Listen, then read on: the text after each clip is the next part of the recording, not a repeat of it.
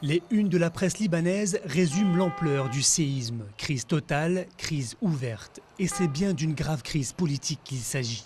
Le gouvernement libanais n'est plus, suscitant indignation internationale et incompréhension de la rue libanaise. Le rôle d'un gouvernement, c'est de s'occuper des gens. Ce n'est pas ce qu'ils font. Je ne vais pas m'asseoir à la maison, attendre au cas où quelque chose se passe.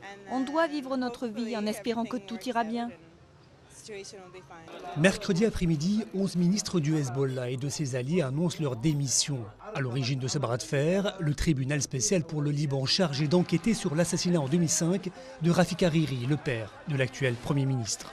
Le Hezbollah s'attend à être mis en cause et fait pression sur Saad Hariri pour qu'il désavoue le tribunal. Ce dernier refuse, d'où la crise. Les membres de l'opposition réunis ici présentent leur démission du gouvernement. Pour l'heure, le camp Hariri ne veut pas se montrer ébranlé par le séisme. Nous voulons une justice sereine, donc démission ou pas démission du gouvernement, le tribunal doit faire son travail. Le Liban n'avait pas connu tension aussi grave depuis les violences meurtrières de 2008. Des combats de rue avaient suivi la démission des ministres du camp Hezbollah. Ce scénario peut-il se répéter ?